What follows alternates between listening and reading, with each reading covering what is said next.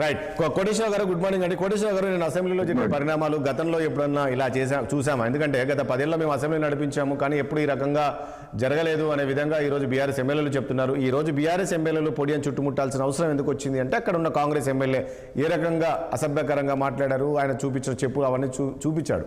ఆ రకంగా కాస్త వాళ్ళని ఇబ్బందికరమైన పరిస్థితులకు నెట్టాడు అనే విధంగా మాట్లాడుతున్నారు. మరి నిన్న ఒక మాజీ మంత్రి హరీష్ రావు ఆ రకంగా పొడియాన్ని చుట్టుముట్టడం అంటే ఆ ఎమ్మెల్యేలను తోసేసి, అది ఎంతవరకు కరెక్ట్ అంటారు? ఇప్పుడు ఒక కేసు నమోదైంది. ఆ కేసులో నిందితులుగా ఉన్నటువంటి వాళ్ళు తప్పు చేశారా ఒప్పు చేశారా అనేటువంటిది అది దర్యాప్తులో తేలాలి. ఆ దర్యాప్తు తర్వాత దాన్ని కోర్టు విచారిస్తుంది. కోర్టు తనకు సమర్పించినటువంటి ఆధారాలను బట్టి తీర్పు చెప్తుంది. అదంతా ఒక న్యాయమైనటువంటి ప్రక్రియ. ఏసీబీ కేసు నమోదు చేసి కోర్టుకు కూడా దాన్ని ఏసీబీ కోర్టుకు కూడా సమర్పించిందని చెప్తున్నారు. ఆ విధంగా కోర్టు పరిధిలోకి వెళ్ళిన తర్వాత అసెంబ్లీలో చర్చించడము లేదా దాన్ని బయట చర్చించడం అంటే అది దాన్ని అర్థం ఏమొస్తుంది? ఆ కేసు దర్యాప్తుని ప్రభావితం చేయడాన్ని, అదేవిధంగా న్యాయ వ్యవస్థను కూడా ప్రభావితం చేయడం కిందకి వస్తుంది. అందువల్ల అటువంటి దాన్ని పట్టుకొని అసెంబ్లీలో చర్చించాలి అని చెప్పేసి డిమాండ్ చేయడం అనేది మరి గతంలో నాకు తెలిసినంత వరకు ఎప్పుడు అట్లా జరగలేదు.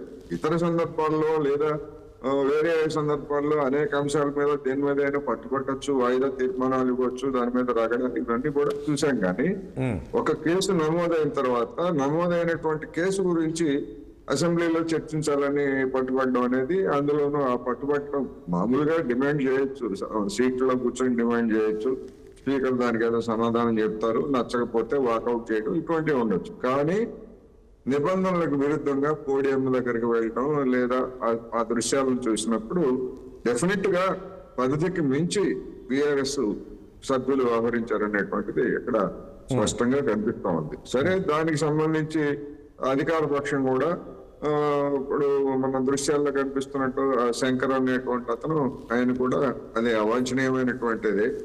ఆ విధంగా ఒకటి కోటేశ్వర గారు, ఇప్పుడు కేటీఆర్ పైన ఏసీబీ కాదు, ఇప్పుడు ఈడీ కేసు కూడా నమోదైంది. దీన్ని ఏ రకంగా చూస్తారు? కేటీఆర్ కు రాబోయే రోజులు ఇంకా ఇబ్బందులు తప్పమంటారా?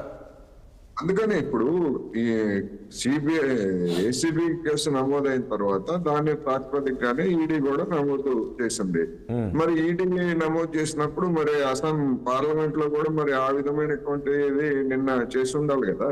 నిన్న మొన్న వీళ్ళు రాజ్యసభలో ఉన్నారు కదా ఎంపీలు, ఎందుకని చేయలేదు అనేటువంటి ప్రశ్న కూడా వస్తుంది. ఏమైనప్పటికీ ఇప్పుడు ఈడీ లేదా నిన్న నైటే అది జరిగింది. ఈడీ నిన్న రాత్రి అంతకుముందైనా మీ నాయకుడు రెడీగా ఉన్నాడు కదా. గవర్నర్ కి ఫిర్యాదు చేయడాన్ని మీరు తప్పు పట్టారు కదా. అప్పుడే ఆ ప్రాతిపదికనైనా కూడా ఇట్లా మా మీద వేధిస్తున్నారని చెప్పేసి రాజ్యసభలో ఎందుకు మీరు లేవనెత్తలేదని ప్రశ్న వస్తుంది. కానీ ఒక అంశం కోటేశ్వర గారు ఒకటి అంటున్న ఏంటంటే, అసలు కేటీఆర్ పదే నేనేం తప్పు చేయలేదు, ఒక్క రూపాయి కూడా అవినీతి జరగలేదని చెప్పినప్పుడు ఎందుకు కోర్టుకు వెళ్తున్నారు అనేది ప్రశ్నిస్తున్నారు. దీన్ని ఏ రకంగా చూస్తారు? డెఫినెట్ గా ఇప్పుడు ఈ విధంగా గవర్నర్ ని పర్మిషన్ అడిగారని చెప్పి తెలిసిన తర్వాత నేను వెళ్తాను, నేను వెళ్ళి యోగా చేసుకుంటాను, ఇంకా స్లిమ్ గా తయారై వస్తాను, నాకు ఏమి ఇటువంటిది ఏమీ లేదు అని చెప్పినటువంటి పెద్ద మనిషి మళ్ళా మరి అంత ధైర్యం ఉన్నటువంటి వ్యక్తి నా మీద కేసులు కొట్టేయాలని చట్టంలో అలాంటి అవకాశం ఉంది అడగటానికి. నేను అడగటం తప్పని లేకపోతే ఇంకోటి కాదు. కానీ కొండంత రాగం తీసి కీసుకొచ్చితో అరిచినట్టుగా నాకేం లేదు, కేసులు కొత్త కాదు, ఉద్యమ పార్టీకి చెందినటువంటి వాడిని, ఇవన్నీ ఇన్ని కబుర్లు చెప్పి మరి హైకోర్టులో కాస్ట్ పిటిషన్ వేయడం అనేటువంటిది జనం దృష్టిలో పలచం కావటమే.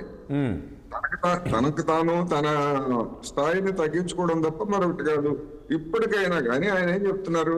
ఇందులో అవినీతి లేదు. అవినీతి లేకపోయేట్లయితే మీరు పునీతులుగా బయటకు వస్తారు కదా.